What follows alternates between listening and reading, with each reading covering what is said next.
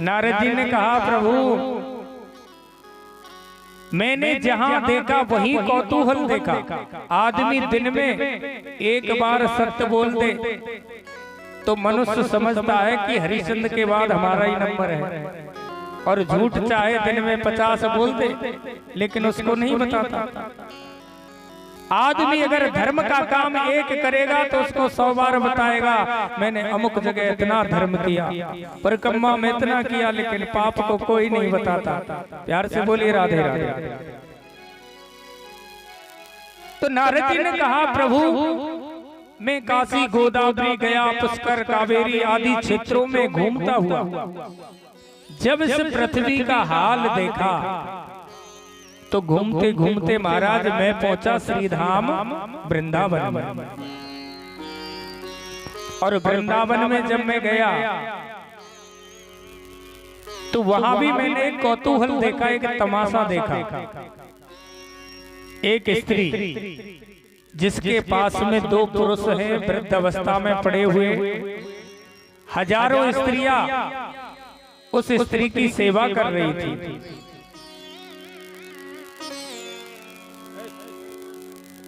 हजारों स्त्रियां उस स्त्री की सेवा कर रही थी। तो महाराज मैं जैसे ही वहां से निकला तो उस स्त्री ने मुझ नारद को आवाज लगाई, भो भो साधु क्षणम तिष्ठम, हे साधु तुम जरा ठहरो। और सज्जनों जैसे ही नारद जी कहते सनत कुमारों से कि महाराज मैंने उस स्त्री को देखा तो मैं रुक गया।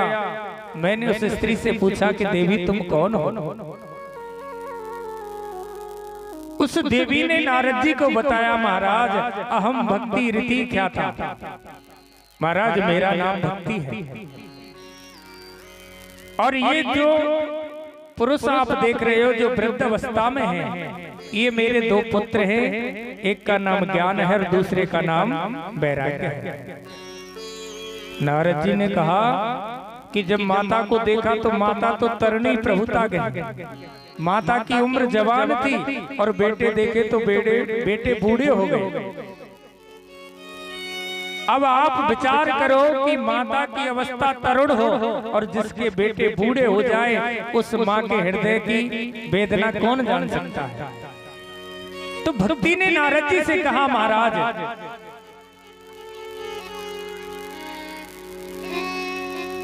जय राधे राधे गोविंद गोविंद राधे, जय राधे राधे गोविंद गोविंद राधे, ओ राधे राधे गोविंद गोविंद राधे, जय राधे राधे गोविंद गोविंद राधे, गोविंद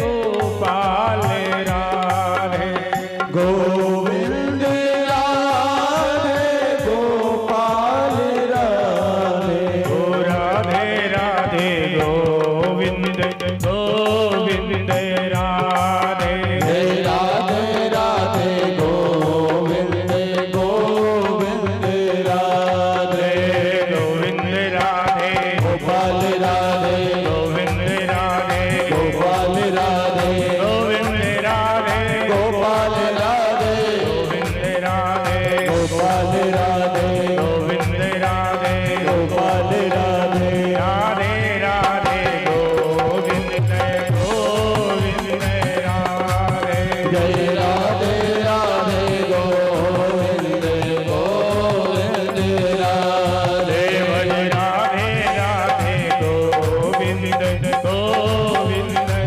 राधे, भज राधे राधे गोविंद गोविंद राधे।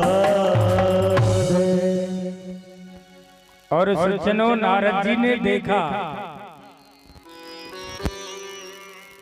और नारद जी से जब भक्ति देवी ने कहा कि महाराज जिस माँ के बेटे बूढ़े हो और माँ जवान हो उस माँ के हृदय की वेदना कौन पहचान सकता है। नारद जी से भक्ति देवी ने कहा, महाराज आप मेरा दुख दूर करें, क्योंकि संत का हृदय होता है और संत का काम होता है कि संत के सामने अगर कोई दुखी है तो उसका दुख दूर करना ये संत का काम है। क्योंकि संत हृदय नवनीत समान, संत का हृदय होता है कोमल होता है।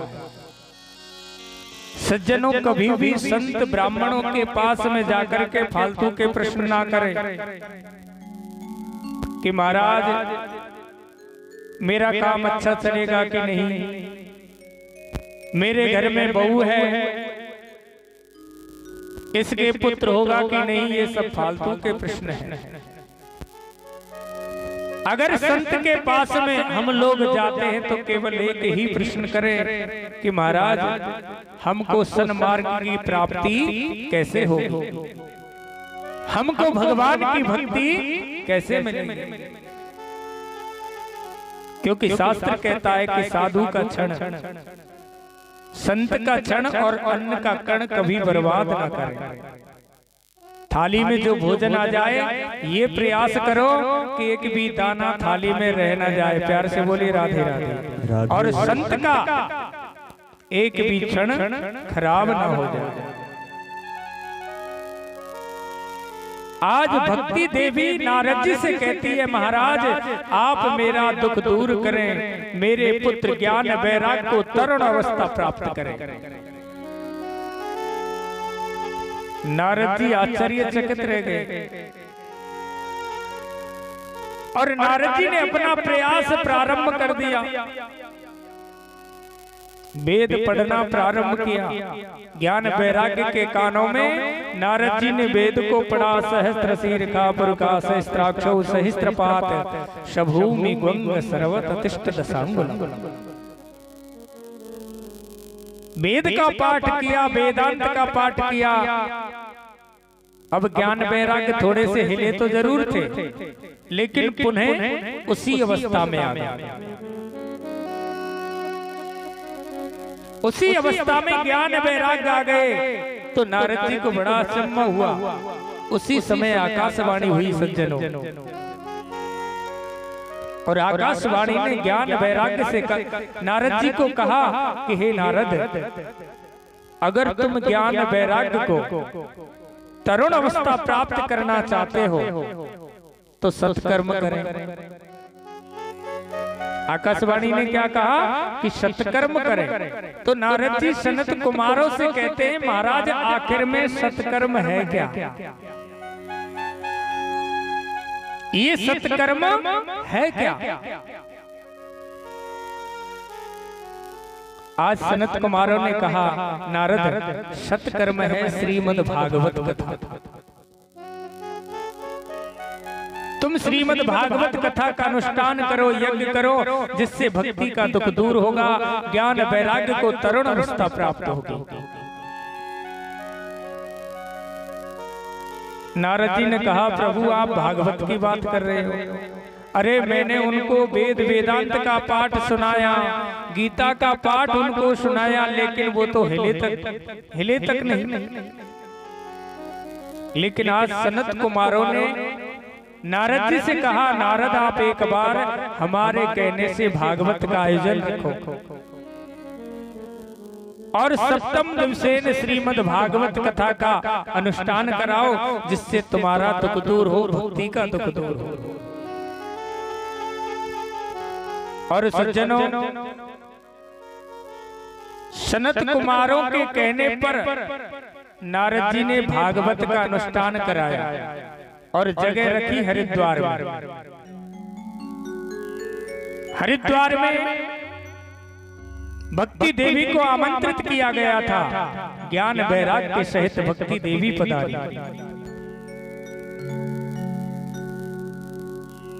चारों भैया सनक सनंदन सनातन सनत कुमार, चारों भाई मंचासीन हो गए भागवत की गद्दी पर और श्रीमद् भागवत कथा का अनुष्ठान प्रारंभ हुआ।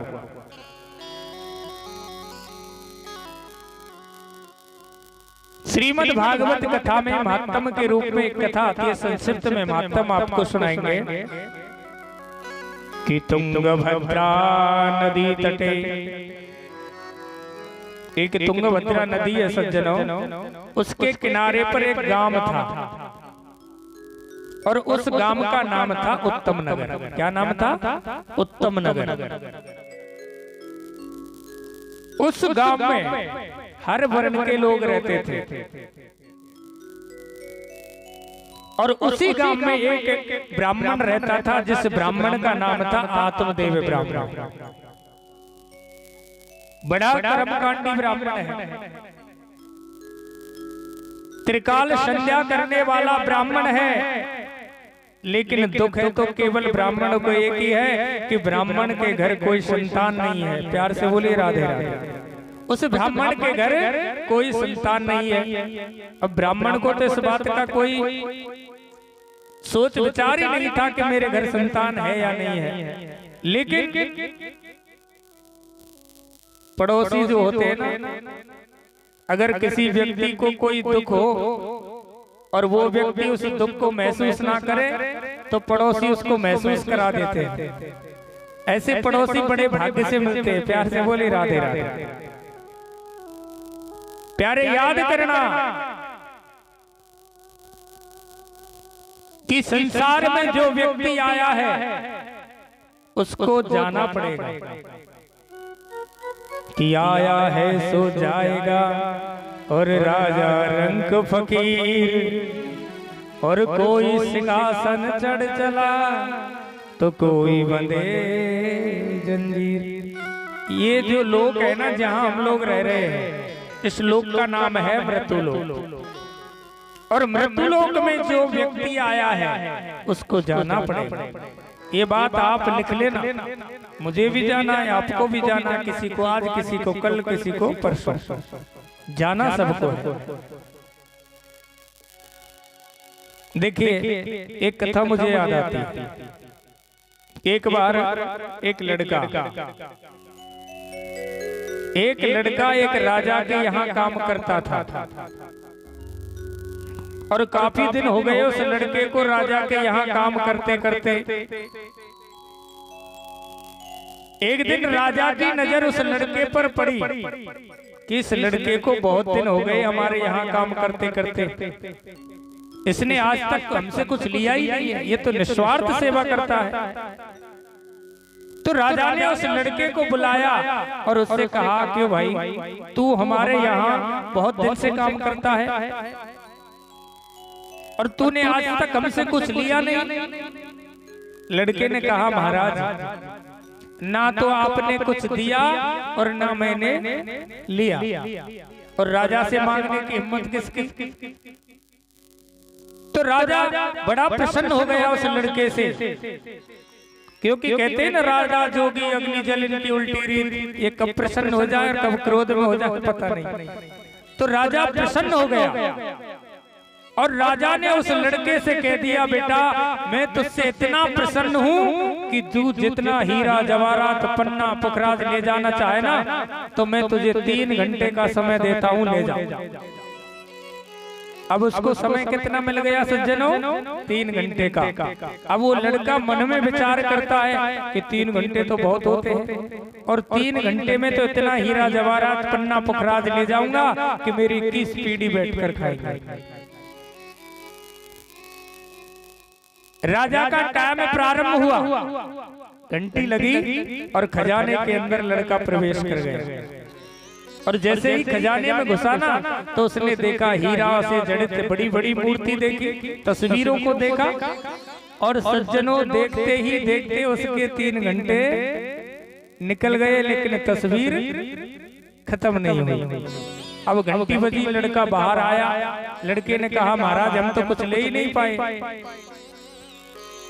राजा ने कहा भैया मैंने तुझे 3 घंटे का समय दिया था, अब मेरी गलती क्या है कि तू देखने में ही टाइम निकाल देगा। तो लड़के ने हाथ जोड़ के प्रार्थना की महाराज एक मौका मुझे और दो। सज्जनों राजा ने कहा कि मैं तुझे एक मौका और देता हूं, लेकिन अब तुझे हीरा पन्ना पुखराज तो मिलेंगे नहीं, अब चांदी मिलेगी। लड़के ने सोचा चलो कोई बात नहीं, 3 घंटे में चांदी भी बहुत घर ले जाऊंगा, तो चलो चांदी से। उधर राजा ने घंटी बजाई, टाइम प्रारंभ हुआ और लड़का जैसे ही अंदर गया तो देखा उस महल के अंदर एक झूमर लगी हुई थी। झूमर जानते हो ना, जो घरों में लगी होती है।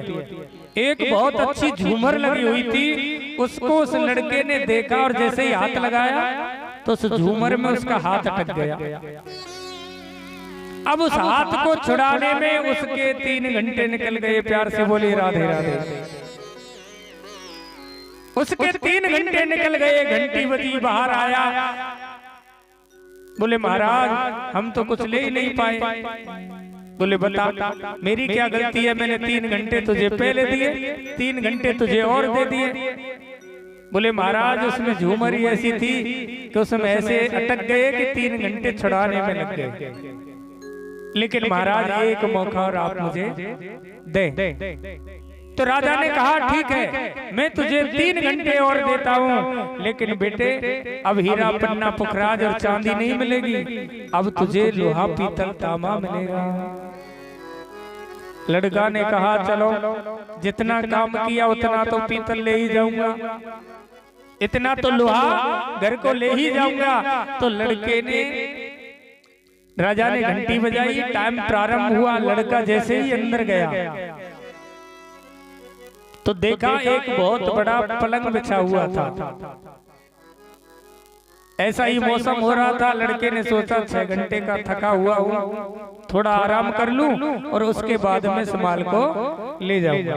जैसे ही पलंग पर लेटा, नींद आ गई, पता ही नहीं चला कि कब 3 घंटे निकल गए। प्यार से बोली राधे राधे। घंटी बजी, लड़का बाहर आया और महाराज से कहा महाराज हम तो कुछ ना ले पाए। सज्जनों कहने का भाव है कि जो परम पिता परमात्मा, जो इस सृष्टि को रचाने वाला जो कोई ईश्वर है, वो ईश्वर हमको यहाँ भेजता है तो हमको 3 अवस्था देता है, बाल, युवा और बुढ़ापा। जो हमारा बालापन होता है हीरा पन्ना पुखराज की जगह होता है, जिसको हम खेल खेल में निकाल देते हैं। और जब हमारी तरुण अवस्था आती है, जब हम जवानी को प्राप्त होते हैं, जो चांदी वाला झूमर आया था, जब श्रीमती जी घर में आ जाती है। प्यार से बोली राधे राधे राधे। ज्यादा बताऊंगा नहीं क्योंकि हमारे यहाँ के तो हो सब समझदार हैं। श्रीमती जी घर में आती है, कभी तेल खत्म, कभी नमक खत्म, कभी मिर्च खत्म। इसी झंझट में 3 घंटे निकल जाते हैं। और जब हमारा समय रहता है बुढ़ापा, तो बुढ़ापे में तो कोई आदमी का मान भी कम रहता है, वो तो रोटी पानी के इंतजार करता है कि कब बहु देर कब खाए। प्यार से बोली राधे राधे। तो भजन करने का जो समय है वो हमारी अवस्था क्या बताई कि बचपन से तरुण अवस्था में पहले से ही प्रयास करना पड़ेगा ना। लेकिन हम लोग भजन नहीं कर पाते, इसलिए राम को याद करना जरूरी है कि राम भजले कृष्ण भजले तू पछताएगा, एक दिन तू भी चला जाएगा, जाएगा एक दिन तू भी चला जाएगा, एक दिन तू भी चला जाएगा, जाएगा एक दिन तू भी चला जाएगा। राम भजले कृष्ण भजले तू पछताएगा, एक दिन तू भी चला जाएगा, जाएगा एक दिन तू भी चला जाएगा, जाएगा एक दिन तू भी चला जाएगा।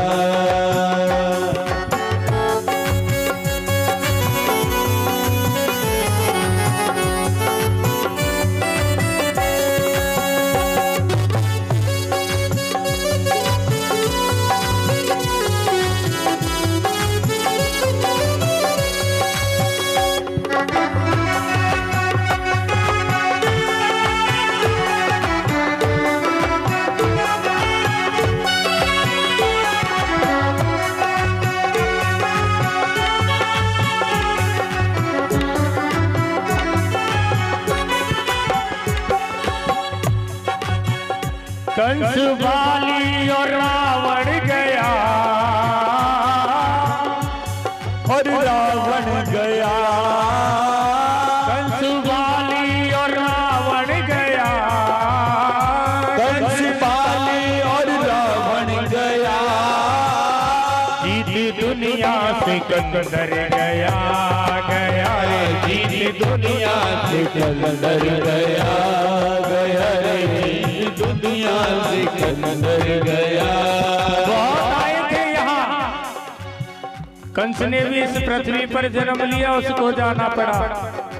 रावण ने जन्म लिया, उसको भी जाना पड़ा। और सिकंदर का नाम आपने सुना होगा, जिसने पूरी दुनिया को लूटा। और जब इस दुनिया से गया तो जाने से पहले घर वालों से कह दिया कि जब मेरी मन्नत, जब मेरी अर्थी निकाली जाए, उस समय मेरे दोनों हाथों को अर्थी से बाहर कर देना। क्यों? सभी जग के शहंशाह और सभी मुल्क के माली थे, और सिकंदर जब इस दुनिया से गए तो दोनों हाथ खाली थे। सिकंदर भी जब इस दुनिया से गया तो दुनिया को बता दिया, भैया मैंने धन तो बहुत कमाया, लेकिन साथ में कुछ नहीं। भीम अर्जुन से बलिधारी, भीम अर्जुन से बलिधारी, वो करण जैसा दाढ़ी गया, गया रे वो करण जैसा दाढ़ी गया, गया रे वो करण जैसा दाढ़ी गया। भीम को जाना पड़ा, करण को जाना पड़ा, और जाना हमको भी पड़ेगा। खाली आया था, हम लोग आते कुछ लेकर आते साथ में, नहीं लाते ना। जन्म होता है बच्चे का, माताएं और होती है साथ में, बच्चा एकदम खाली शरीर से आता है। कोई सिला हुआ वस्त्र नहीं लेते उस समय, बिना सिला हुआ वस्त्र लेते हैं, उसी से पोंछ दिया, उसी को बिछा दिया और उसी को उड़ा दिए। जन्म की घटना है। और जन्म के बाद आदमी जब इस दुनिया से जाता है तो सिले वस्त्रों को यही रखवा लेते, केवल इतना ही वस्त्र नीचे बिछाया और इतना ही। जैसा जन्म पर हुआ ऐसा ही मरण के समय होता है। खाली आया था, खाली आया था, खाली जाएगा, एक दिन तू भी चला जाएगा, जाएगा एक दिन तू भी चला जाएगा, जाएगा एक दिन तू भी चला जाएगा।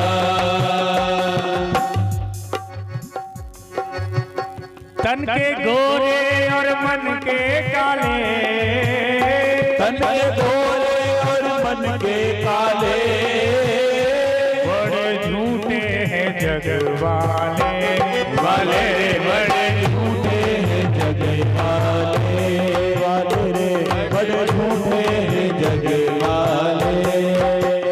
तन के गोरे और मन के काले, तन के गोरे और मन के काले, धोखा देते हैं जग वाले, वाले धोखा देते हैं जग वाले, वाले रे धोखा देते हैं जग वाले। हमारा जन्म हुआ, संसार के लोगों को आपने देख लिया होगा। अगर कोई आदमी दुखी है और किसी पर कोई विपत्ति अगर आती है तो आदमी पास में आएगा, रो रो कर सब हाल पूछ लेगा और उसी से जाकर के कह देगा जो संसार में है सब झूठ है, सब राम का नाम है।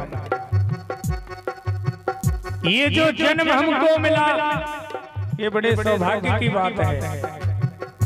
रामचरितमानस में लिखा है कि बड़े भाग्य मानस तन पावा और सुर दुर्लभ सद्ग्रंथन गावा। ये जो जन्म हमको मिला और इस जन्म को हम वैसे ही निकाल दें, ये कहाँ की बात है? ऐसा मौका न फिर आएगा, एक दिन तू भी जाएगा, जाएगा एक दिन तू भी चला जाएगा, जाएगा एक दिन तू भी चला जाएगा। राम भजले जय हो, कृष्ण भजले तू पछताएगा, एक दिन तू भी चला जाएगा, जाएगा एक दिन तू भी चला जाएगा, जाएगा एक दिन तू भी चला जाएगा।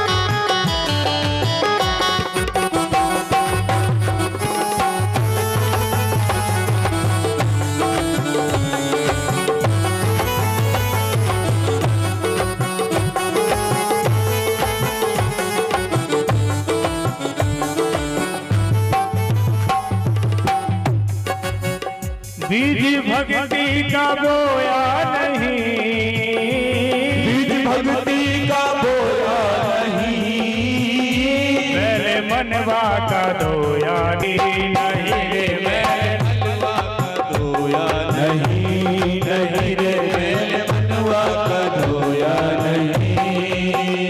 लोभ लालच में ऐसा फंसा, लोभ लालच में ऐसा फंसा, चैन की नींद सोया नहीं, नहीं रे चैन की नींद सोया नहीं, नहीं रे चैन की नींद सोया नहीं।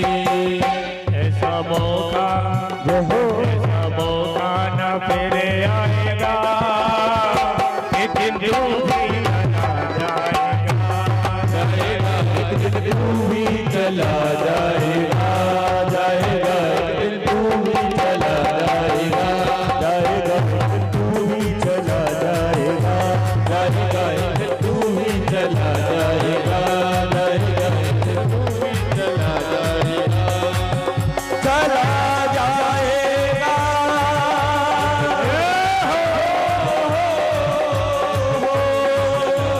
एक दिन तू भी चला जाएगा।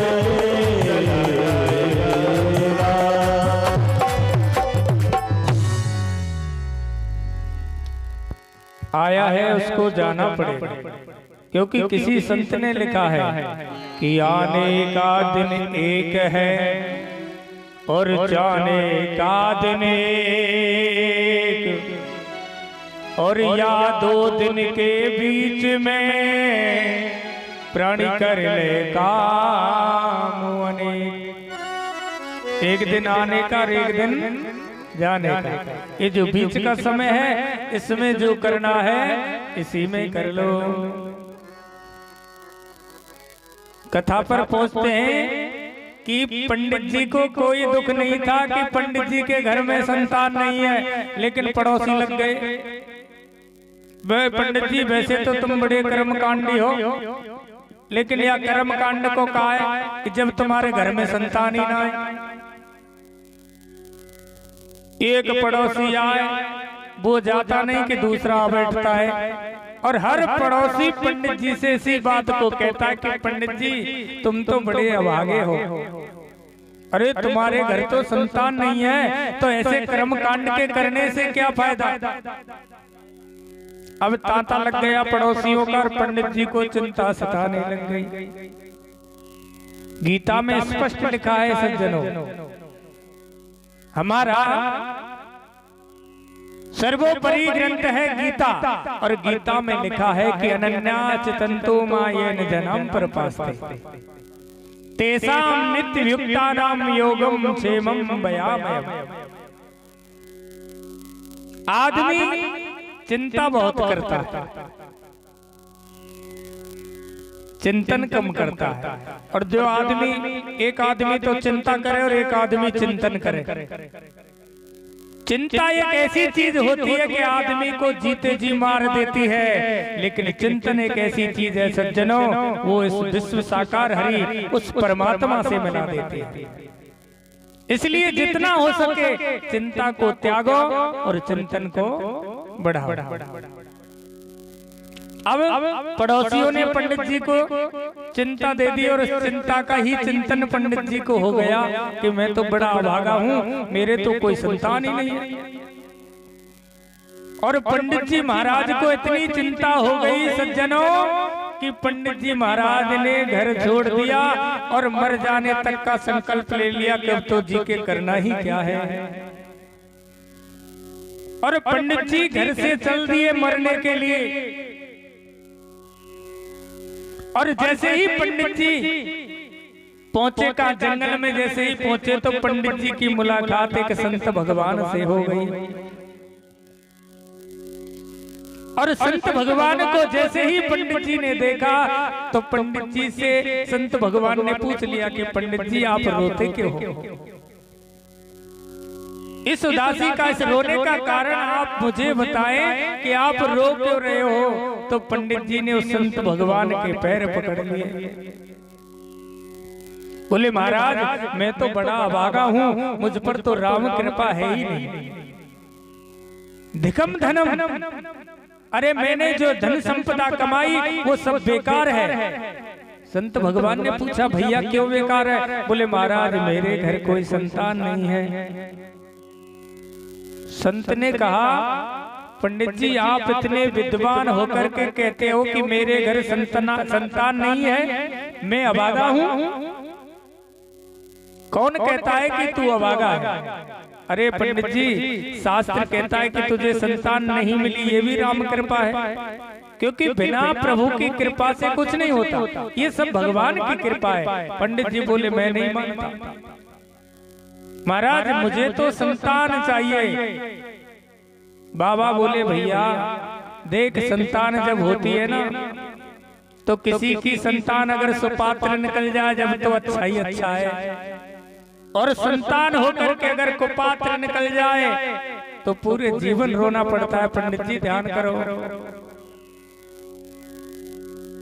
पूरे जीवन तुम्हें रोना पड़ेगा। संतान हुई कुछ दिन बाद में मर गई फिर भी तुमको रोना पड़ेगा, इसलिए तुम तो बहुत अच्छे हो। पंडित जी बोले महाराज मैं आपके प्रवचन सुनना नहीं चाहता, या तो आप मुझे संतान होने का वचन दें या मैं आपके चरणों में अपने प्राणों को त्याग दूंगा। अब बाबा भी खड़े खड़े रह गए। बोले अच्छा पूछा पंडित जी से, ये ब्राह्मण की हत्या और लग गई, अगर इसको संतान होने वाला फल नहीं दिया तो ये मर जाएगा और ये ब्रह्म हत्या मेरे ऊपर आ जाएगी। तो संत भगवान भी आश्चर्यचकित रह गए, अब करें तो करें क्या, पंडित जी मानने वाले नहीं। तो संत भगवान ने एक फल लिया सज्जनों, और उस फल को पंडित जी को दे दिया। बोले भैया तुम इस फल को अपनी पंडितानी को दे देना और इसको फल को खाने के बाद में तुम्हारी पंडितानी के पुत्र हो जाएगा, संतान हो जाएगी। एक फल मंत्र से पढ़कर संत भगवान ने दे दिया कि पंडित जी को यहाँ से तो विदा करें। अब उस फल को लेकर के पंडित जी अति शीघ्र प्रसन्नता पूर्वक अपने घर को आए। अब पंडित जी की जो पंडितानी थी ना, जिसका नाम था धुंधली, क्या नाम था? धुंधली। अब जिसका जैसा नाम वैसे ही काम होंगे। धुंधली देवी का काम था कि जब पंडित जी घर से कहीं कथा करने जाते तो रोज पड़ोसियों से झगड़ा करना, पड़ोसियों से लड़ना। और जब पंडित जी घर को कथा करके आते तो पंडितानी लोटा लेकर खड़ी हो जाती पंडित जी के सामने, मानो बिल्कुल अनसुईया भाव। बंगाल में एक कहावत है सज्जनों, बंगाली लोग एक कहावत बोलते, अति भक्ति चौरेर लक्षणा, कि भक्ति में कोई ज्यादा दिखावा करे, भक्ति में कोई ज्यादा दिखावा करे तो समझ लो इसके मन में कुछ ना कुछ चल रहा है। प्यार से बोले राधे राधे। रामचरितमानस में गोस्वामी तुलसीदास जी ने स्पष्ट लिखा है कि निर्मल मन जन सो मोह पावा, निर्मल मन जन सो मोह पावा, मोह कपट छल छिद्र न भावा, मोह कपट छल छिद्र न भावा। श्री राम जय राम जय जय राम, श्री राम जय राम जय जय राम। बोलिए श्री राम जय राम जय जय राम, बोलो श्री राम जय राम जय जय राम। बाबा ने लिखा कि निर्मल मन जन सो मोह पावा और मोहे कपट छल छिद्र ना। अब पंडितानी जी कपट से पूजा करती है पंडितानी की, तो भगवान को अगर भगवान के दरबार में हम लोग जाते हैं और कपट पूर्ण भक्ति करें तो भगवान को अच्छा नहीं लगता। भगवान तो ये कहता है कि प्यारे मैं तेरे वस्त्रों को नहीं देखता कि तूने क्या पहन रखा है, मैं तेरे धन को नहीं देखता कि तूने यहाँ क्या चढ़ाया, मैं तो केवल तेरे भाव को देखता हूँ। किसी संत ने लिखा कि भाव बिना बाजार में और वस्तु मिले न मोल, और भाव बिना रीझे नहीं सुनट वर्णन। अगर बाजार में हम लोग जाते हैं तो हर चीज का भाव करना पड़ेगा, क्यों जी?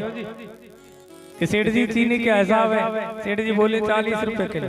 ऐसे ही भगवान के दरबार में हम लोग जाते हैं तो भगवान पहले भाव करता है, किसका भाव कैसा है। अगर भाव अच्छा है तो भगवान उसकी वस्तु को ग्रहण करता है, और भाव सही नहीं है तो भगवान उसकी कोई भी चीज को स्वीकार नहीं करता। सज्जनों, भाव की बात होती है, और भाव से जो विश्वास से भगवान की सेवा में लगा रहता है तो भगवान उसकी याद जरूर रखता है। देखो, मुझे एक कथा बीच में याद आ गई। एक बार एक फकीर और एक ब्राह्मण, एक फकीर और ब्राह्मण दोनों नगर में भीख मांगते थे, भिक्षा करते थे। और उस नगर का जो राजा था, उस राजा का नाम था भूपाल। क्या नाम था? भूपाल राजा। अब जब ब्राह्मण फेरी लगाए, फकीर जब फेरी लगाता तो फकीर अपनी भाषा में भिक्षा मांगता था। तो फकीर घर पर जाकर के बोलता फले कपालम और दे भूपालम। बोले भैया मुझे तो भूपाल नाम का राजा ही देता है, फले कपालम दे भूपालम। पीछे से ब्राह्मण निकलता था और ब्राह्मण फेरी में बोलता था कि जब देंगे दीन दयालम, जब क्या देगा भूपालम। तो उस फकीर ने राजा से जाकर के उस ब्राह्मण की शिकायत कर दी। बोले महाराज मैं भिक्षा आपके नाम से मांगता हूँ, लेकिन वो पंडित जी किसी और के नाम से भिक्षा मांगते हैं। एक दिन राजा ने जब देखा फकीर को, तो फकीर ने राजा के दरबार में जाकर के भिक्षा मांगी कि जब फले कपालम दे भूपालम। और फकीर को राजा ने भिक्षा डाली। फिर पंडित जी आए तो पंडित जी ने अपनी बात बोली। बोले जब देंगे दीन दयालम, जब क्या देगा भूपालम। राजा को क्रोध आ गया कि दे हम रहे और ये किसी और के नाम से, किस परमात्मा के नाम से मांगता है। मैं देखता हूँ कि इसका दीन दयाल इसको क्या देता है। तो राजा को गुस्सा आ गई। सज्जनों, दूसरे दिन राजा ने एक युक्ति निकाली। राजा ने एक तरबूज मंगाया और उस तरबूज का अंदर का माल तो निकाल दिया छेवा लगा के, और अंदर उसमें सोने की मोहरें भर दी राजा ने। उसको जेब को तो बंद कर दिया। फकीर आया और फकीर ने जब राजा के सामने कहा कि जब देंगे दीन दयालम फले कपालम दे भूपाल, तो भूपाल राजा प्रसन्न हुआ और उस फकीर को उस तरबूज को भेंट कर दिया। फकीर ने उस तरबूज को अपने झोले में रख लिया। अब आए पंडित जी, तो पंडित जी को जो राजा रोज देता वही आटा दिया। लेकिन उस दीन दयाल की कारीगरी देखो, उस फकीर की मति फिरी और फकीर सोचता है मन में, अगर मैं इस तरबूज को घर ले जाऊंगा तो बच्चे वैसे ही खा जाएंगे, इसलिए इस तरबूज को बाजार में बेच देता हूं, कुछ पैसे आएंगे जिससे घर का खर्च चलेगा। तो उस फकीर ने उस तरबूज को एक दुकान पर बेच दिया 5 रुपए में, और अपने घर को चला गया। और कहते हैं ना कि जा पर कृपा राम की हुई, ता पर कृपा करे सब कोई। उस दिन पंडित जी को कुछ ज्यादा माल मिल गया भिक्षा में, तो पंडित जी बोले आज तो बच्चों को कुछ लेकर के ही चले। तो संयोग से पंडित जी ने उसी तरबूज पर हाथ रख दिया और दुकानदार से कह दिया कि भैया इसके पैसे कितने हैं। दुकानदार ने कहा भैया 5 रुपए में खरीदा, 1 रुपया मुनाफे का चाहिए, आप 6 रुपए दे जाओ। तो पंडित जी ने उस तरबूज को 6 रुपए में खरीद लिया, पंडितानी को दिया। जैसे ही पंडितानी ने उसको अमनिया किया, 2 टुकड़ों में परिवर्तित किया, तो मोहरें जब निकली तो पंडितानी बोली महाराज, पंडित जी बोले जब देंगे दीन दयालम, जब क्या देगा भूपाल। और दूसरे दिन जब फेरी में फकीर और ब्राह्मण गए तो राजा ने दोनों को बुलाया। तो फकीर से राजा ने पूछा, अरे फकीर तेरे भोपाल ने तुझे क्या दिया? और ब्राह्मण से भी पूछ लिया कि बोल बता कि तेरे दीन दयाल ने तुझे क्या दिया। फकीर बोला महाराज हमारे भोपाल ने तो हमको एक तरबूज दिया जिसको हमने 5 रुपए में बेच दिया। ब्राह्मण बोला महाराज हमारे दीन दयाल ने इतना दिया कि अब मांगने की जरूरत नहीं पड़ेगी। प्यार से बोली राधे राधे। बोले अब कभी मांगने की जरूरत ही नहीं पड़ेगी। तो भगवान पर अगर आदमी भरोसा करता है तो प्यारे याद करना भगवान उसको देता जरूर है। जैसा हमारा भाव है, जिस भाव से हम उस परमात्मा को याद करते हैं, परमात्मा उस भाव में जरूर हम पर कृपा करता है। अब पंडितानी जी का जो भाव था,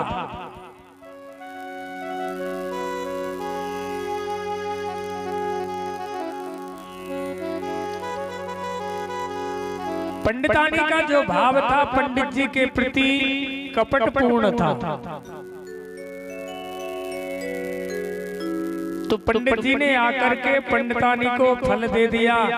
बोले पंडितानी इस फल को तुम खा लो जिससे हमारे घर संतान हो जाए। अब सब जनों पंडितानी ने उस फल को ले लिया।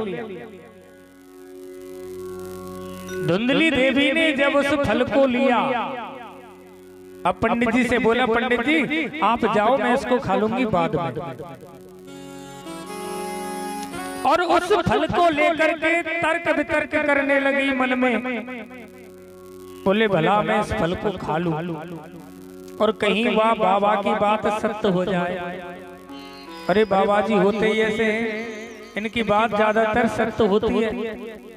कहीं मैंने इसको खा लिया और भगवान ना करे मैं गर्भवती हो गई तो मेरा तो पूरा शरीर का सिस्टम ही गड़बड़ा जाएगा। क्योंकि गर्भवती महिला ना तो ज्यादा खा सकती ना ज्यादा चल सकती। अरे कहीं घर में आग लग गई तो मुझसे तो भगा भी नहीं जाएगा। ऐसे तर्क वितर्क धुंधली देवी करती है उस फल को लेकर के। उसी समय सज्जनों धुंधली देवी की एक मित्र थी जिसका नाम था कुमति। वो आई उसने पूछा धुंधली क्या बात है? बोले बहन पंडित जी ने इस फल को दिया है और पंडित जी बोल रहे हैं कि इस फल को खा ले हमारे घर संतान हो जाएगी। अरे कहीं मैंने इस फल को खा लिया और मैं गर्भवती हो गई तो बहन मेरे शरीर का ढांचा ही खराब हो जाएगा।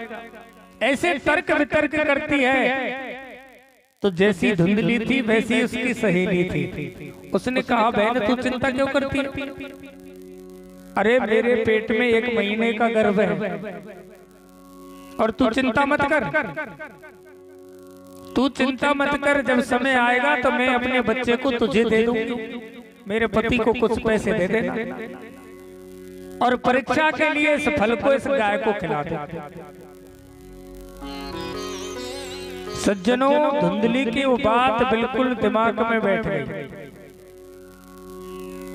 और धुंधली देवी ने उस फल को तो गाय को खिला दिया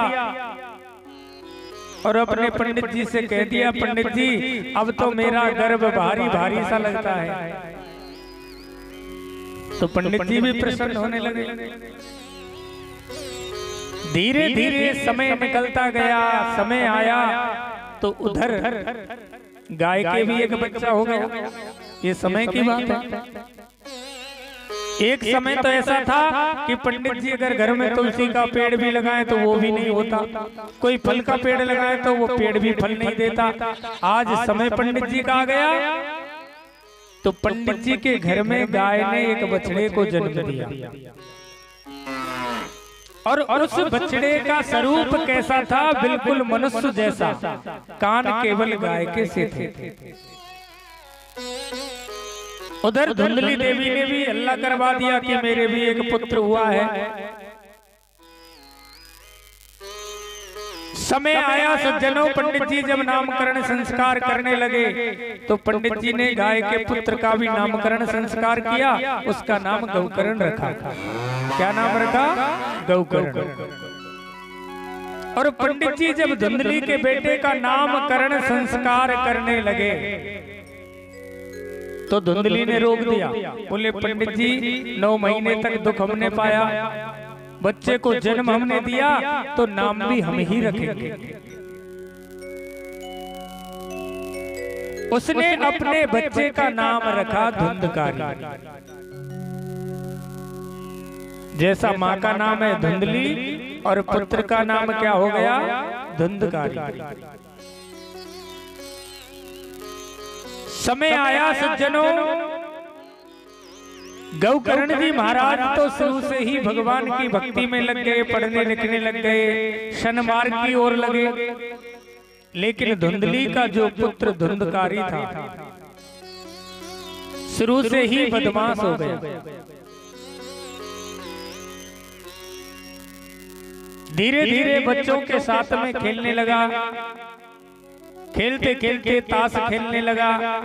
देखो जब धुंधकारी की शिकायत घर में आती तो धुंधकारी का पाठ धुंधली लेती, इसलिए धुंधकारी को ज्यादा सह मिली। शास्त्र कहता है कि सर्वप्रथम बालक का गुरु जो होते हैं ना वो माता पिता होते हैं। अगर माँ चाहे तो बेटा को संत बना दे, माँ चाहे तो बेटा को विद्वान बना दे और माँ चाहे तो बेटा को डाकू बना दे। ये माँ के ऊपर होता। धुंधली ने उसको सह दी और धीरे धीरे धुंधकारी की शिकायतें आने लगी। शिकायतें इतनी बढ़ गई कि ताश खेलते खेलते जुआ खेलने लग गया। अब तुम जानते हो कि जिस आदमी में जुए की आदत हो, शराब की आदत हो, तो उसके घर तो बर्तन भी नहीं बचते। शायद ऐसा हमने सुना और देखा भी है। लेकिन सज्जनों ये जो नशे हैं, ये जो बाजी के जो नशे, शराबबाजी, ताशबाजी, जुएबाजी, ये सब बेकार है। एक पंक्ति में किसी संत ने लिखा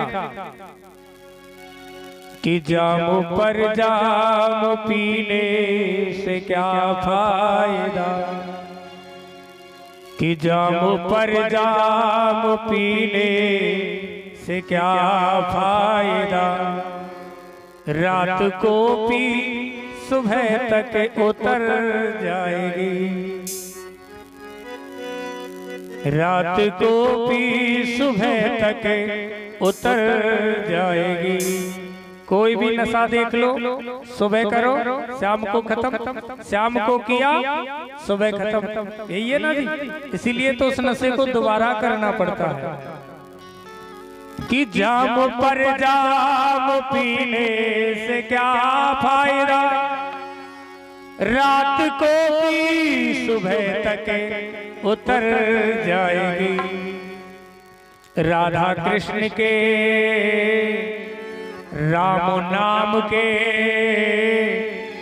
दो जाम पी ले जरा, उम्र सारी नशे में गुजर जाएगी, उम्र सारी नशे में, उम्र सारी नशे में गुजर जाएगी, उम्र सारी नशे में गुजर जाएगी। जाम पर जाम पीने से क्या फायदा, पर जाम पीने से क्या फायदा, रात को भी सुबह तक उतर जाएगी, रात को भी सुबह तक उतर जाएगी। राधा कृष्ण के,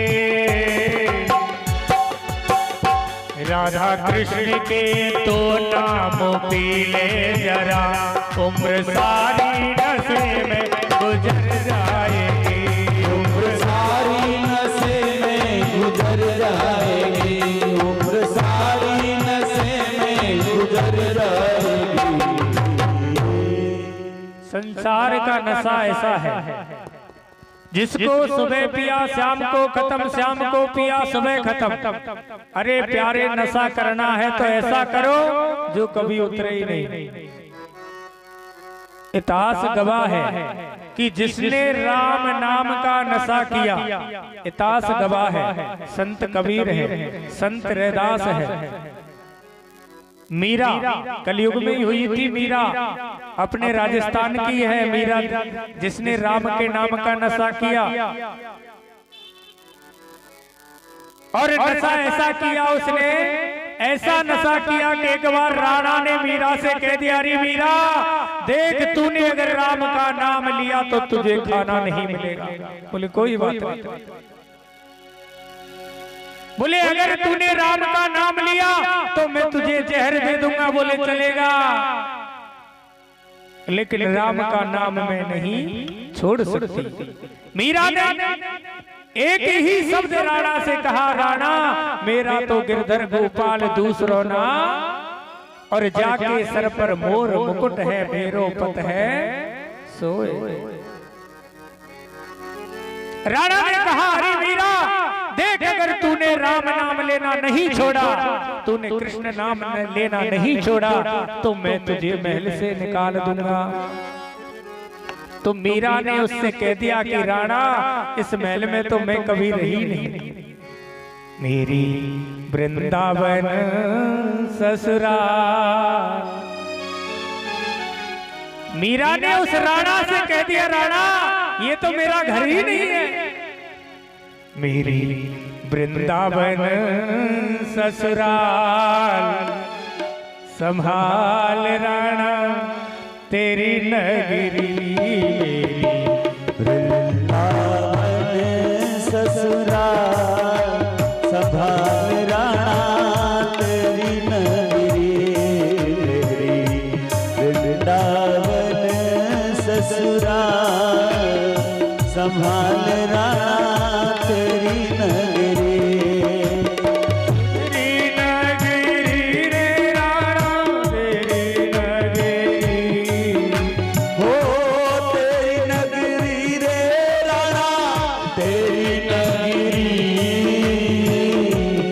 तेरी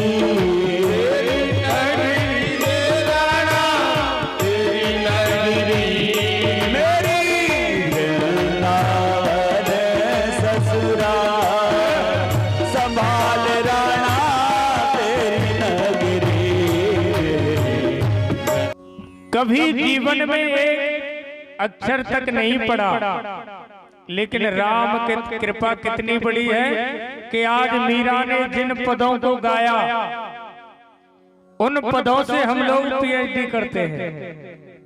ये राम कृपा है।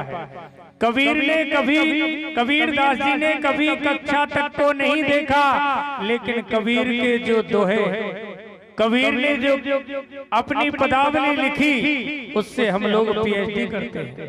ये राम कृपा है। इनको ऐसा राम नाम का नशा चढ़ा कि आज हम लोग इनका नाम गाते हैं। ये इस नशे की खूबी है। और एक नशा संसार का है जिसको हम लोग करते हैं तो चलता हुआ आदमी भी उसको बेवकूफ बताता है, कितना पागल आदमी। पैसे की बर्बादी, अपने समाज में प्रतिष्ठा की बर्बादी। उस आदमी को कोई ये नहीं कहता कि अच्छा आदमी है। प्यारे, अगर नशा करना है तो उसका नशा करो, उस ईश्वर के नाम का नशा करो जो जीवन पर्यंत कभी उतरे ही नहीं। आज धुंधकारी नशा करने लग गया। जुआ खेलता है, अपनी माँ से कहता है माँ मुझे पैसे दे, मुझे जुआ खेलना है। धुंधली कहती है बेटा घर में कुछ है ही नहीं, तो पैसे कहां से दूं? नौबत यहां तक आ गई कि धुंधली अपने बेटे धुंधकारी को इतना प्रेम करती थी, आज उसी धुंधकारी ने अपनी मां पर हाथ उठा दिया और मां को पीट करके घर में से बर्तन जो भी कुछ था उसको ले गया और पैसे में बेच करके जुआ खेलता है। पिताजी आत्मदेव जो ब्राह्मण संत की बात ना मान करके कहते थे कि हमारे घर में संतान हो जाए, महाराज आपके प्रवचन अच्छे नहीं लगते। आज वही आत्मदेव ब्राह्मण बड़ा दुखी है। एक दिन तो कब दुखी हुआ कि हमारे संतान नहीं है, और एक दिन आज दुखी है कि जब घर में संतान है तो संतान से दुखी है।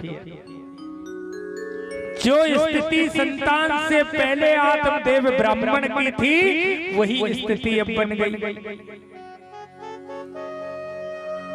आत्मदेव ब्राह्मण बैठे बैठे रो रहे हैं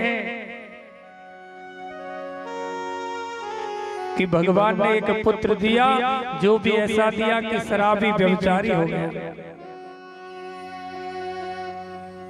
इतने में ही गौकर्ण जी महाराज आ जाते हैं जो उनके बड़े गाय के जो बेटे हैं। और गौकर्ण जी महाराज जब आए तो आत्मदेव ब्राह्मण जोर जोर से रो रहे थे। गौकर्ण जी महाराज विद्वान थे, सब कुछ जानने वाले थे, तो देखा कि पिताजी रो रहे हैं। आत्मदेव ब्राह्मण से गौकर्ण जी ने पूछ लिया कि पिताजी आप रोते क्यों हैं? इस रोने का कारण आप मुझे बताएं कि आप रोते क्यों? आत्मदेव ब्राह्मण ने कहा अरे गौकर्ण, तेरा भाई जो धुंधकारी है ना, मेरे घर में त्रिकाल संध्या होती थी, भगवान का नाम लिया जाता था। आज उस घर में शराब की बोतलें पड़ी हैं, मदरा पान की बोतलें पड़ी है, मांस मदरा तेरा भाई खाने लग गया, मेरे घर को नर्क बना दिया। गौकर्ण जी महाराज ने कहा पिताजी आपसे एक प्रश्न करता हूं, आप एकांत में बैठ करके विचार करें। आप कहते हो कि पुत्र मेरा है, ये शरीर मेरा है, ये परिवार मेरा है। महाराज अगर पुत्र आपका है तो समय आने पर पुत्र छोड़कर चला जाता है, आप रोक करके दिखाओ। तुम कहते हो कि पत्नी मेरी है तो समय आने पर पत्नी छोड़कर चली जाती है, रोक करके दिखाओ। तुम कहते हो कि शरीर मेरा है तो एक दिन शरीर ऐसा होता है कि शरीर छोड़ करके चला जाता है। तुम शरीर में कहो कि हाथ में रहा है तो हाथ में लकवा हो जाए, छोड़कर चला जाता है। रोक करके देखा, समय आने पर आंखें काम करना बंद कर देती हैं। अगर आंखें तुम्हारी हैं तो रोक करके दिखाओ। कान काम करना बंद कर देते हैं तो कानों को आप रोक करके दिखाएं। आप कहते हो कि पुत्र मेरा है, शरीर मेरा है, पत्नी मेरी है, तो इन सबको रोक करके दिखाओ। पिताजी, शरीर जब इस दुनिया से जाता है तो शरीर की 3 गति होती है सज्जन। अगर इसको आप लोग जलाएंगे तो इसकी राख बन जाएगी। जमीन में शरीर को गाड़ोगे तो इसके कीड़े बन जाएंगे। बाहर इसको अगर आप छोड़ दोगे तो ये पक्षियों का भोजन बन जाएगा। इसकी कोई गति नहीं है। पिताजी, अगर गति है तो केवल आत्मा की गति है। तो आप किस लिए रोते हो? किसके लिए रोते हो और क्यों रोते हो?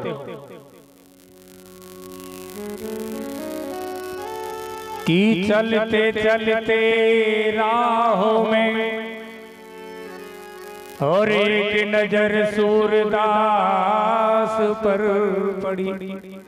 किसी ने कितनी बढ़िया पंक्ति लिखी है कि चलते चलते राहों में और एक नजर सूरदास पर एक हाथ बांधे घड़ी और एक हाथ राखे छड़ी।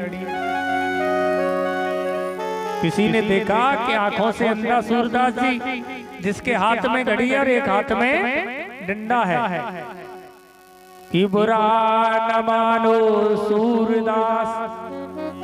किसी ने पूछ लिया कि बुरा न मानो सूरदास, एक बात पूछनी चाहेगी। तुम तो हो आँखों से अंधे, ये घड़ी तुम्हारे किस काम आएगी। किसी ने पूछ लिया, अरे बाबा तुम तो आंखों से अंधे हो तो ये घड़ी क्यों बांध रखी है? सूरदास ने कहा, अरे पगले सुन कि तू भी खुदा का बंदा है और मैं भी खुदा का बंदा हूँ, और तू अकल से खारिज है तो मैं आंखों से अंधा हूँ। सूरदास ने कहा, अरे पगले सुन, तेरे पास अकल की कमी और मेरे पास आंखों की कमी। क्यों? क्योंकि सुन कि इस घड़ी की बात छोड़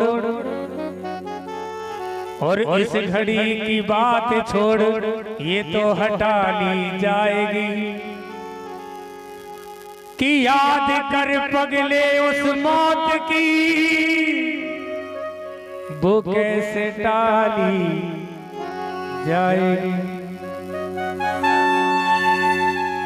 प्यारे याद करना कि जब आदमी का समय आएगा तो ना पैसा काम आएगा ना चांदी काम आएगी।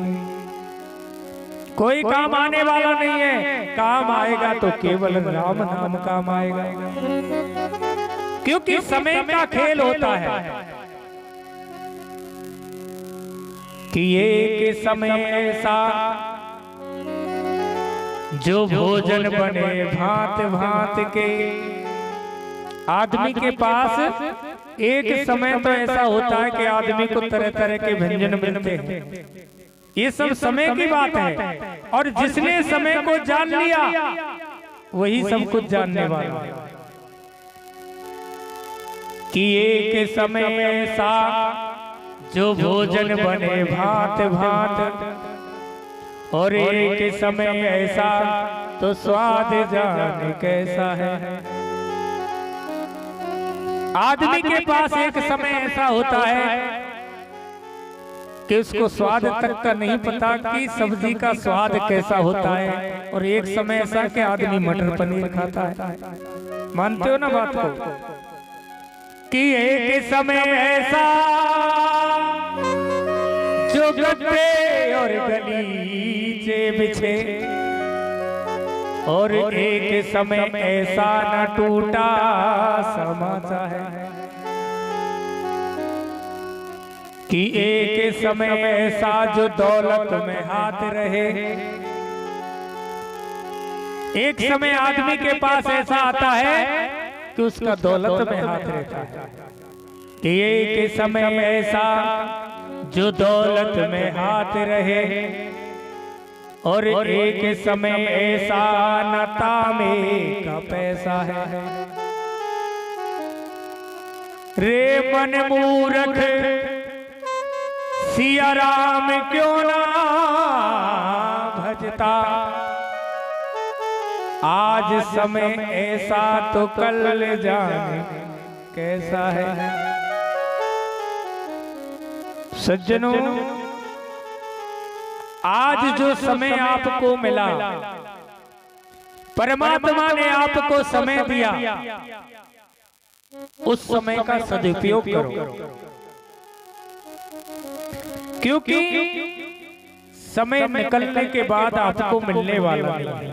एक दिन की कथा निकल गई तो वो आपको मिलने वाली नहीं है, दूसरे दिन अगली कथा मिलेगी। इसलिए आज का जो जीवन है, इस जीवन को बेहतर बनाओ,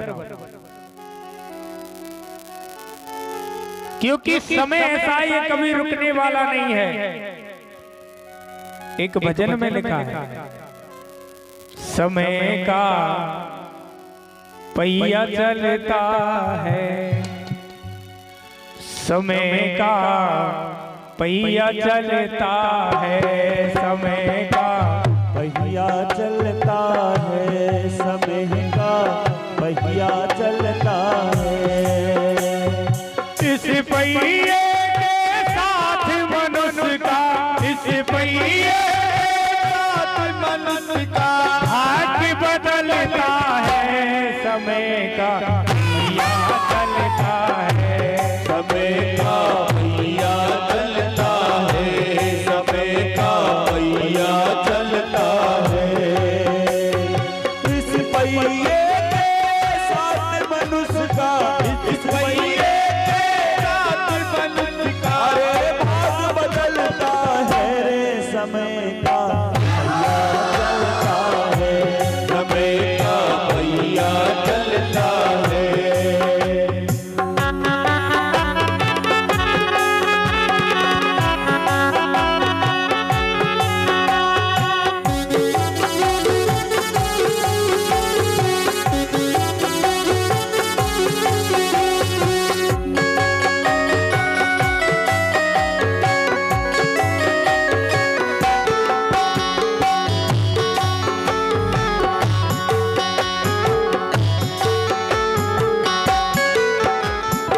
समय की बात कि समय ने किसी को नहीं छोड़ा। राजमहल के रहने वाले, राजमहल के रहने वाले पंचवटी पर आए, पंचवटी पर आए। भगवान राम समय का खेल कि राजमहल में रहते थे कि माँ के कई ने दो वरदान मांगे और पंचवटी पर पहुंच गए। समय की बलहारी है सज्जन। ओ राजमहल के रहने वाले, राजमहल के रहने वाले पंचवटी पर आए, पंचवटी पर आए। हो 14 साल रहे थे वन में, 14 साल रहे थे वन में। देव का मन हर्षाए, देव का मन हर्षाए। 14 साल तक समय के कारण भगवान राम को वन में रहना पड़ा। हो मात पिता की मान के आज्ञा, माता पिता की मान के आज्ञा, राज से चलता है समय का पहिया चलता है, समय का पहिया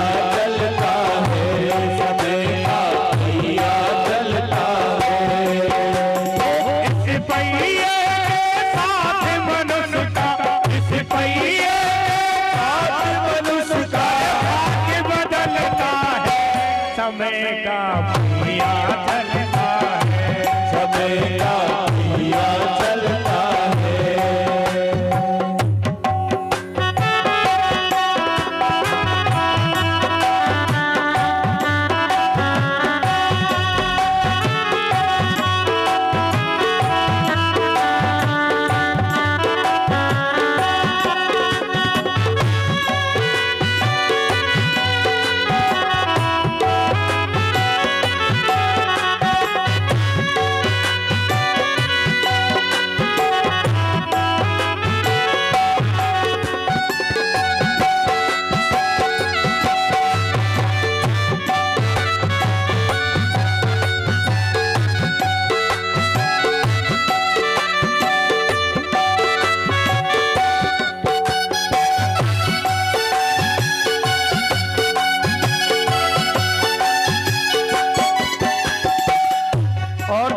समय की बात हो, गांडीवधारी था वो अर्जुन, गांडीवधारी था वो अर्जुन, भीम गदा बलधारी, भीम गदा बलधारी। अर्जुन जैसा धनुर्धर हमने नहीं सुना, भीम जैसा गदाधारी भी हमने नहीं सुना। लेकिन क्या हुआ उन गदाधारियों का, उन धनुर्धारियों का? हो गांडीवधारी था वो अर्जुन, गांडीवधारी था वो अर्जुन, भीम गदा बलधारी, भीम गदा बलधारी। बीच सभा अपमानित होवे, बीच सभा अपमानित होवे, उनकी अबला नारी, उनकी अबला नारी। समय आया कि भीम भी है, अर्जुन भी है, और उस सभा में भीष्म पितामह लंबी दाढ़ी वाले बाबा भी बैठे हैं।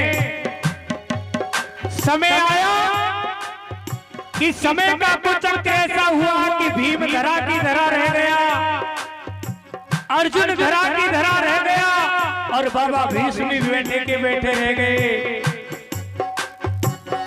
और चला दुशासन, द्रौपदी के चीर को खींचता है, द्रौपदी की साड़ी को खींचता है। दुशासन बीच सभा में, दुशासन बीच सभा में, दुशासन बीच सभा में, दुशासन बीच सभा में, खींचता है, समय का पहिया चलता है, समय का पहिया चलता है, समय का पहिया चलता है। हो इस पहिए के साथ मनुष्य का, इस पहिए मनुष्य का भाग्य बदलता है, समय का पहिया चलता है, समय का पहिया चलता है, समय का पहिया चलता है, चलता है, पहिया चलता है, समय का पहिया चलता है।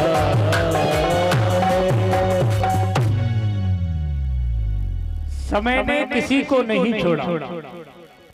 भीम अर्जुन भीष्म पितामह जैसे योद्धा खड़े के खड़े रह गए। समय आया कि ना तो धनुष बाण काम आए, ना बाबा की युक्ति काम आई कि द्रौपदी का चीर हरण हुआ।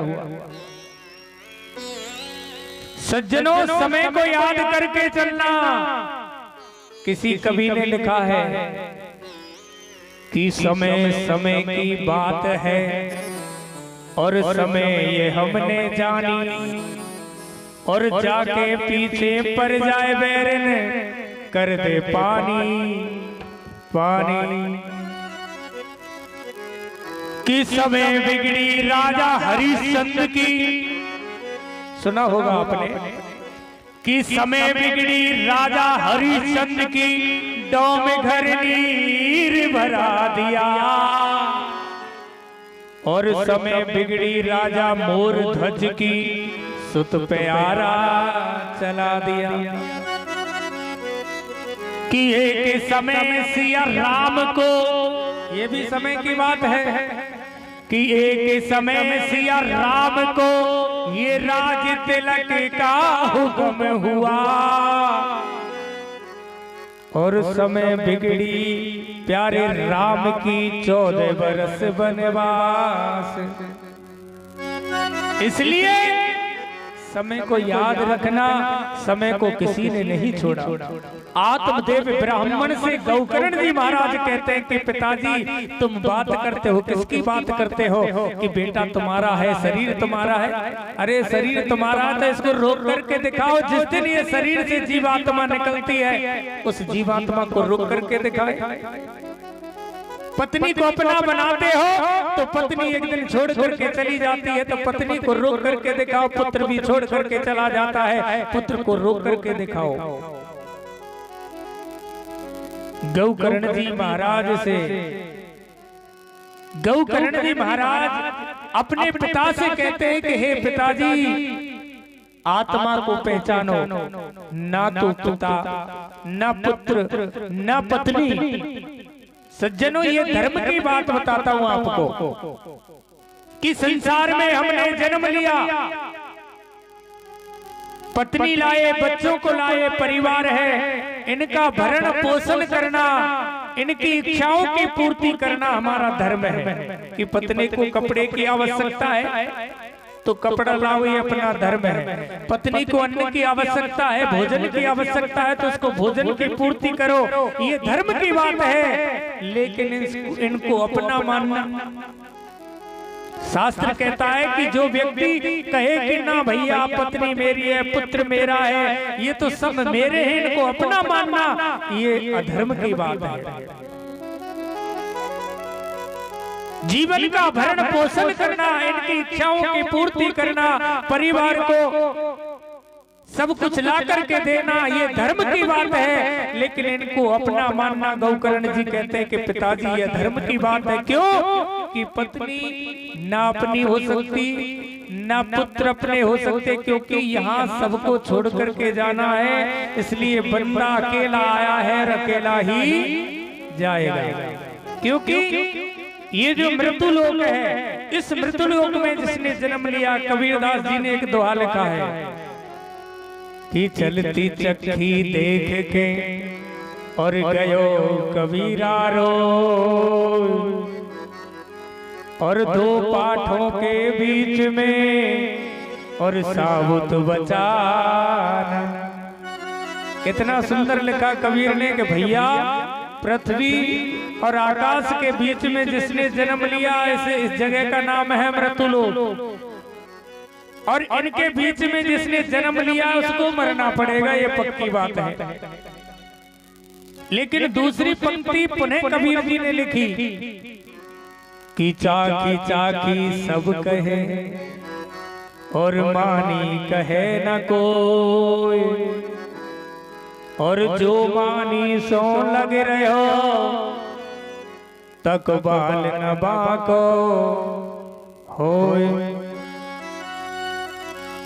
ये मानी क्या है?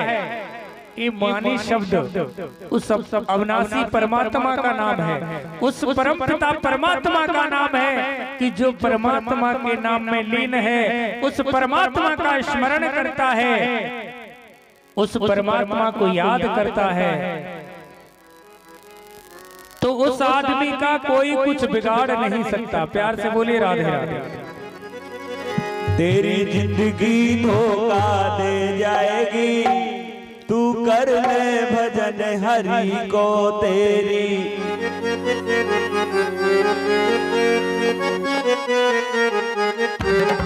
तेरी जिंदगी धोखा दे जाएगी, तू कर ले भजन हरि को तेरी। जिंदगी धोखा दे जाएगी, तू कर ले भजन हरि को।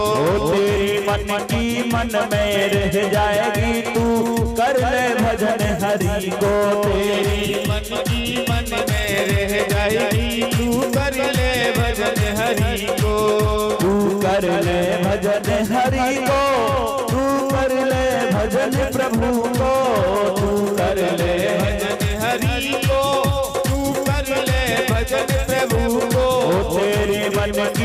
मन में रह जाएगी तू कर ले भजन हरि को।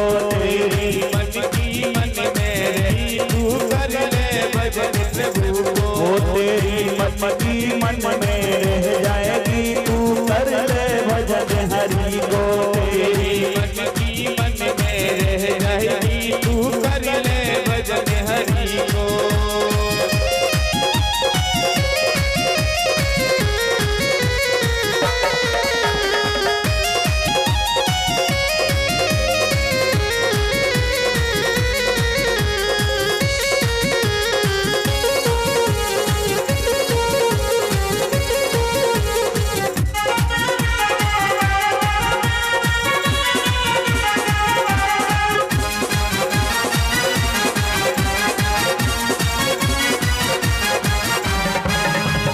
भजन करण का यही है मौका।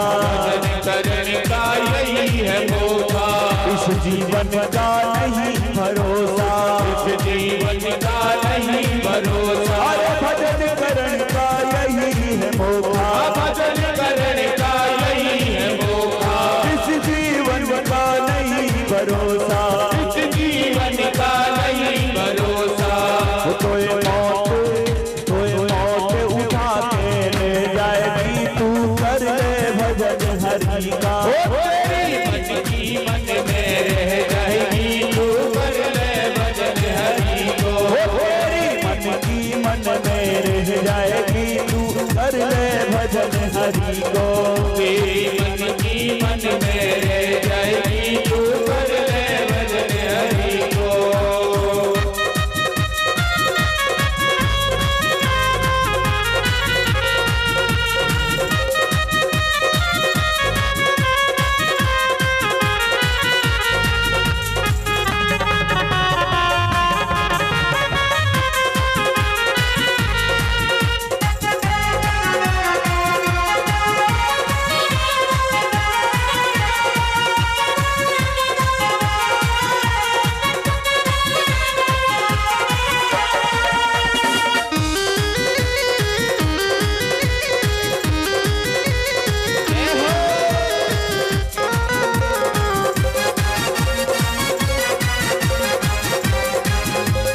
जोड़ जोड़ भर लिए खजाने। जोड़ जोड़ भर लिए खजाने। जोड़ जोड़ भर लिए खजाने। जोड़ जोड़ भर लिए खजाने। अरे माया के तुम बने दीवाने। माया के तुम बने दीवाने। माया के तुम बने दीवाने। माया के तुम बने दीवाने। तेरी माया यही पे रह जाएगी तू कर ले भजन हरि को। तेरी मन की मन में रह जाएगी तू कर ले भजन हरि को। तू कर ले भजन हरि को। तू कर ले भजन हरि को। कर ले भजन हरि को। तू कर ले भजन प्रभु को। तेरी मन की मन में रह जाएगी तू कर ले भजन हरि को। तेरी मन की मन में रह जाएगी तू कर ले भजन हरि को।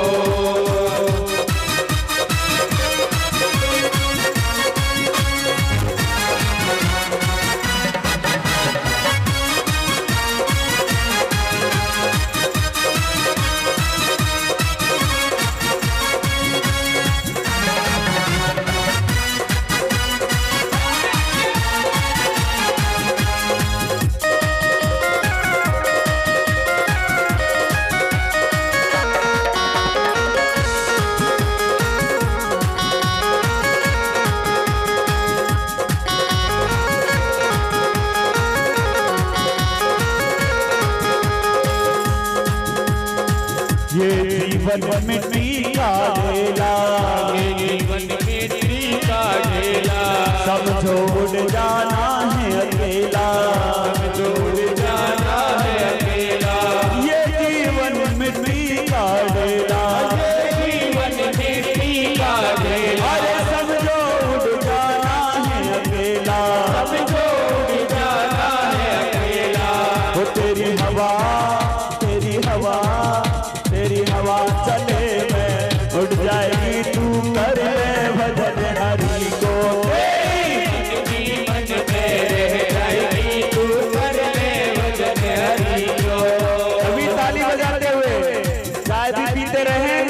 और तालियों का साथ भी देते रहे। वो तेरी मन की मन में रह जाएगी, तू कर ले भजन हरि को। तेरी मन में रह जाएगी, तू कर ले भजन हरि को। तू कर ले भजन हरि को, तू कर ले भजन प्रभु को। कर ले भजन हरि को, तू कर ले भजन प्रभु को।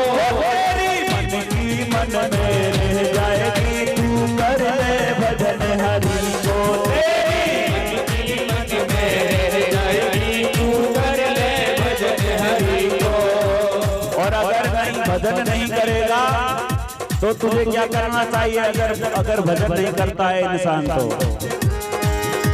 ना राम नाम लीनो, राम नाम लीनो।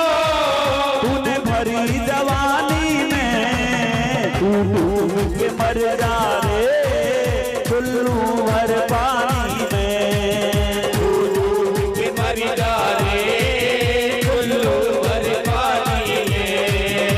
ना राम नाम लीनो, तूने भरी जवानी में। ना राम नाम लीनो, तूने भरी जवानी में। वन को चले गए, भगवान का भजन करने लगे, भागवत के 10वें स्कंद का पाठ किया। गौकर्ण जी महाराज तीर्थ यात्रा को चले गए। सज्जनों, उधर धुंधकारी ने और ज्यादा आतंक फैलाना प्रारंभ किया। प्यार से बोलिए राधे राधे। राधे। धुंधकारी ने आतंक फैलाया, अपनी माँ से झगड़ा करता है कि माँ मुझे पैसे दे, मुझे जुआ खेलना है, शराब पीनी है। लेकिन अब धुंधली के पास कुछ है नहीं तो धुंधली कहां से लाए? धुंधली को पीटता है, अपनी माँ को मारता है। तो एक दिन धुंधली ने उस दुखी पुत्र से, अपने पुत्र से दुखी होकर के एक कुएं में कूदकर आत्महत्या कर ली। धुंधली ने आत्महत्या की तो अब घर के अंदर अकेला धुंधकारी रह गया। सज्जनों, धुंधकारी ने घर में 5 वेश्याओं को रख लिया। 5 वेश्याओं के साथ में धुंधकारी रहता है। अब आप जानते हो वेश्याएं जो होती हैं धन की भूखी होती है। वेश्याओं के लिए धुंधकारी चोरी करके लाता है और वेश्याओं को धन देता है। ये 5 वेश्या काम, क्रोध, मद, लोभ, मोह, इनके साथ में धुंधकारी है। एक दिन इन 5 वेश्याओं ने विचार किया और सोचने लगी कि कहीं ऐसा ना हो कि एक दिन धुंधकारी चोरी करते करते पकड़ा जाए और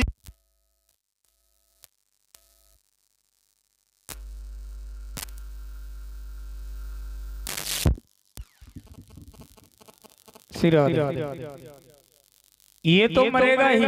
उन वेश्याओं ने विचार किया अगर चोरी करते हुए ये पकड़ा गया ये तो मरेगा और साथ में हमको भी मरवाएगा। तो उन 5 वेश्याओं ने विचार कर लिया कि आज धुंधकारी घर में आए तो धुंधकारी का राम नाम सत्य कर दो। शराब के नशे में धुंधकारी घर में आया और 5 वेश्याओं ने उसको जकड़ लिया। जलते हुए अंगार उस धुंधकारी के मुख में वेश्याओं ने डाले, तब जाकर के उस धुंधकारी के प्राण निकले। यही 5 वेश्या सबका कारण होती है। आज धुंधकारी मर गया और प्रेत योनि को प्राप्त हो गया। सुखदेव जी महाराज राजा परीक्षित को कहते कि भागवत के महात्म्य में कि धुंधकारी को प्रेत योनि प्राप्त हुई। एक दिन गौकर्ण जी महाराज अपने उत्तम नगर गांव में आते हैं और अपने घर में जब गौकर्ण जी रुके तो रात में कौतूहल गौकर्ण ने देखा। गौकर्ण महाराज ने देखा कि कभी घर के अंदर से सुअर की आवाज आती है, कभी कुत्ते की आवाज आती है, कभी सिंह की आवाज आती है, कभी गधे की आवाज आती है। गौकर्ण जी महाराज ने देखा ये आवाज कैसी है, इतना महाप्रेत बन गया कि उसमें बोलने का सामर्थ्य नहीं था। गौकर्ण जी महाराज ने अपने कमंडल से जल लिया, छींटे लगाए तो उस धुंधकारी में बोलने का सामर्थ्य हुआ। धुंधकारी अपने भाई गौकर्ण से कहता है कि अरे भाई गौकर्ण, अहम भ्राता तुदीयमस्मि धुंधकारिति नामता, मैं तुम्हारा भाई धुंधकारी हूं और मेरे पापों के कारण मुझे प्रेत योनि प्राप्त हुई है।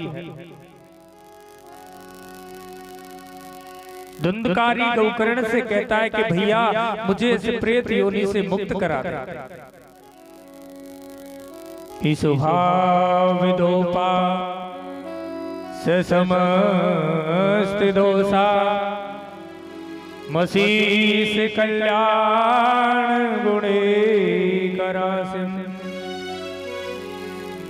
उसने जब भाव से कहा तो भगवान सूर्य के द्वारा, गौकर्ण जी महाराज के गुरु हैं भगवान सूर्य, और भगवान सूर्य ने बताया कि गौकर्ण अगर तुम तुम्हारे भाई का उद्धार करना चाहते हो तो सप्त दिवसेन भागवत कथा, तुम्हारे भाई को भागवत कथा सुनाए। और सज्जनों, भगवान सूर्य के कहने से गौकर्ण ने भागवत का आयोजन किया। मंचासीन गौकर्ण जी महाराज होते हैं तो प्रेत को कहां बैठाया जाए, प्रेत खुले में बैठ नहीं सकता, हवा होती है। तो एक 7 गांठ का बांस लिया और उस बांस में धुंधकारी को बिठाया और श्रीमद् भागवत कथा प्रारंभ हुई। सज्जनों, प्रथम दिन की कथा प्रारंभ हुई। पहले दिन की कथा हुई, बांस की एक ग्रंथि खुल गई। द्वितीय दिवस की कथा में दूसरी ग्रंथि खुल गई, यानी 7 दिन कथा हुई, 7 ग्रंथि खुल गई। और धुंधकारी जो था प्रेत योनि में, वो पीत वस्त्र धारण करके मंच के सामने खड़ा हो गया। और श्रीमद् भागवत में लिखा है कि उस धुंधकारी को नारायण के यहाँ से विमान आया, धुंधकारी उस विमान में बैठा। यहाँ एक शंका उत्पन्न होती है सज्जनों कि जब भागवत की कथा हुई तो उस पंडाल में श्रोता और भी थे, अकेले धुंधकारी को ही विमान क्यों आया? वो इसलिए सज्जनों की धुंधकारी ने जो कथा सुनी एकाग्र होकर के सुनी, ऐसे नहीं कथा को सुना। कथा में चाहे आप कितना भी सुनो, एक शब्द आपको लेना है और उस शब्द का मनन करना है। और 7 दिन की कथा में केवल आपको यही बताया जाएगा, केवल ईश्वर है, ईश्वर के अलावा इस दुनिया में सत्य कुछ नहीं है। सत्य है तो केवल वह निरंकार परमात्मा ईश्वर ही सत्य है।